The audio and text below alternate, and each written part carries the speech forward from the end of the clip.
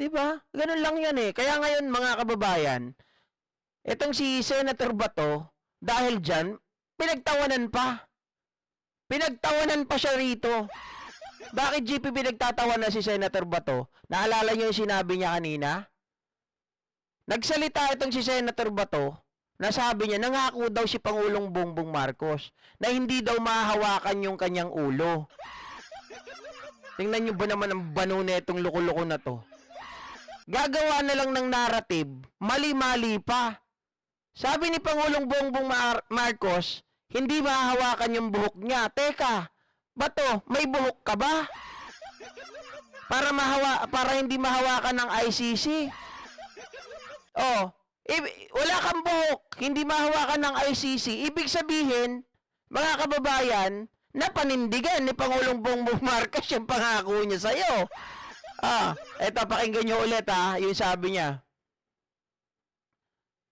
Pinagtawanan siya ng taong bayan dito eh. Papasok ang ICC dito. Alam mo, dagdag niya. Oo. Kasi, kung papayagan ko yan, alam nyo, kung papayagan ko yan, after ninyo, mga Duterte, ikaw, after sa investigasyon ninyo, baka kami na naman ang isusunod ng ICC. So, naniwala ako. Pero bakit ngayon, yung nagkahiwalay ang unit team, Mamaya na. papayag na, alam mo ba to? Oo. Kahit gabuhok mo, kahit wala kang buhok, Kahit gabuhok mo, mga kababayan, sabi ko nga sa iba to eh, wala ka namang buhok. So, ibig sabihin, dinupad ni Pangulong Bongbong Marcos yung pangako niya. Sabi niya, huwag kang mag-alala. Kahit buhok mo, hindi magagalaw ng ICC. Wala ka namang buhok eh. Diba? Parang timang mga kababayan. Talagang inulit niya pa yun kung ganun talaga yung narrative, ano, tanga ba? Bulag ba si Pangulong Bongbong Marcos na hindi makita yung buhok mo? Yung ulo mo, alam namin, makintab yan. Sasabihin ni Pangulo na hindi, huwag kang mag-alala ba to? Hindi magagalaw ng ICC yung buhok mo. Di ba, Ratsen? Wala naman siyang buhok eh. Bugok ang puta, kaya Yan na naman. JP, napamura ka. Sorry po. Tampalin ko na yung bibig ko. Kasi po nga, natatawa kasi ako dito. Sira ulong loko-loko tong kalbo na to. Wala naman siyang buhok. Paano magagalaw ng ICC yung buhok mo? Pero huwag kang mag-alala. Mapupusasan ka rin. Huwag kang mag-alala. Susunod ka rin. Huwag kang mag-alala. Magkikita rin kayo ni Digong doon sa Netherlands. My God. Tapos, magiging Neverland nyo na yon. Loko-lokong bato ito, mga kababayan, nagpapatawa. ka?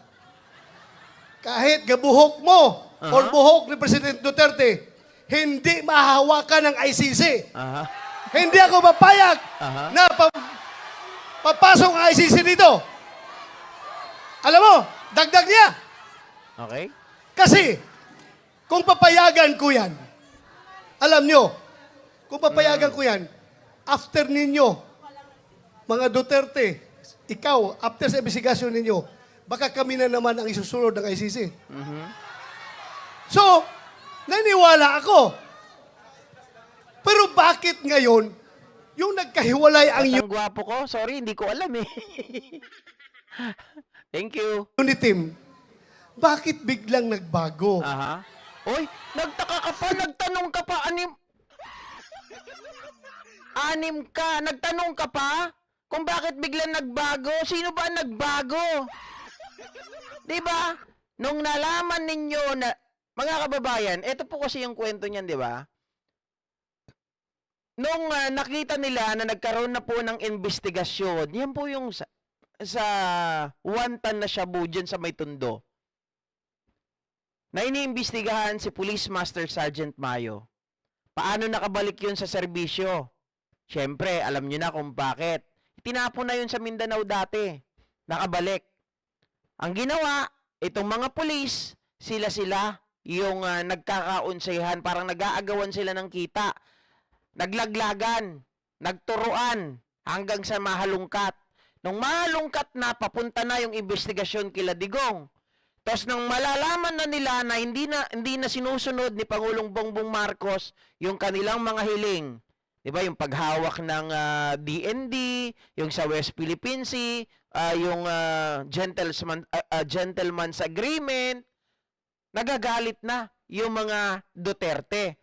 Ngayon, ang plinano nila, patalsikin na si Pangulong Bongbong Marcos. Pero, para magawa nila yon, kailangan maagaw yung speakership ni Speaker Martin Romualdez. Ayon sa usap-usapan, si Gloria ay nagpa-meeting. Nagpa-meeting to oust or oust Speaker Martin. Ang problema, yung pinatawag niya na mga congressmen, meron doon, hindi pala sa kanya. Dahil hindi sa kanya, mga kababayan, nagsumbong ngayon kay Speaker Martin Romualdez. O di inunahan sila, tinanggal sa pwesto si Gloria bilang senior majority floor bla bla bla, ganun ata yun. 'Di ba?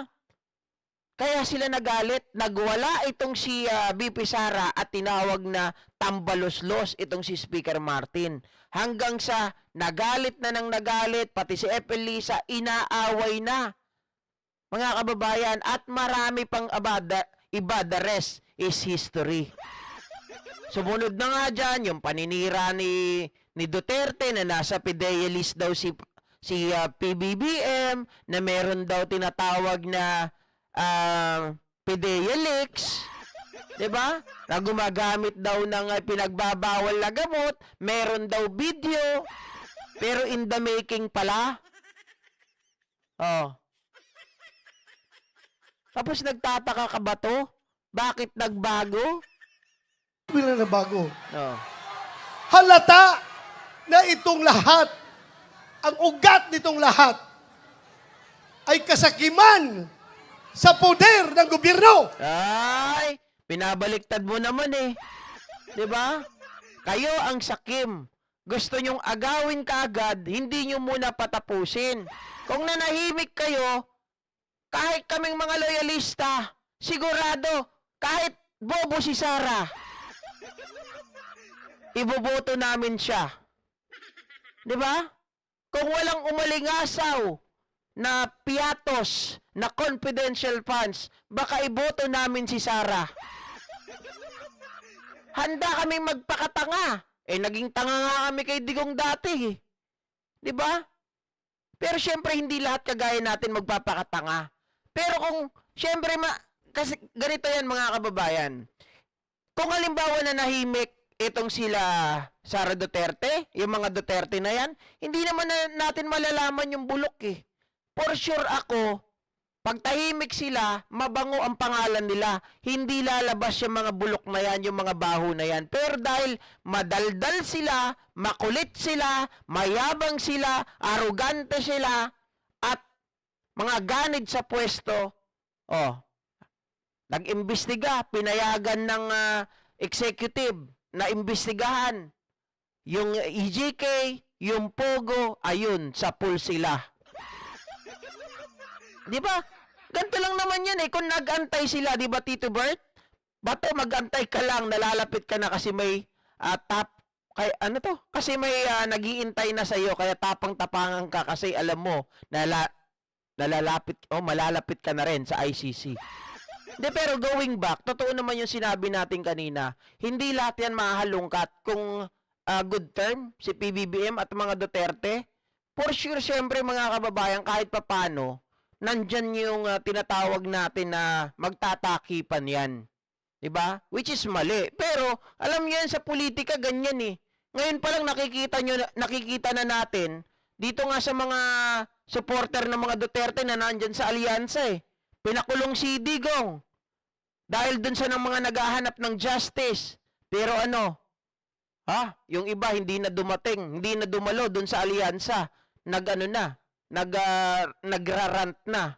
Si Amy, itong mga bilyar, patay na. Sabi ni Rosita Santiago, mamang walang buhok, manahimik ka, on the way na ang Interpol. Hindi ko na pinakita yung post kanina, mga kababayan, na itong si Senator Bato ay talagang pinagtatawanan doon sa kanyang statement na pati daw ang kanyang buhok ay hindi magagalaw. Wala naman siyang buhok, parang tanga. Kinuwento pa yun. 'Di ba? Pero mga kababayan, ito ang matindi. Pag-usapan natin yung tungkol po dito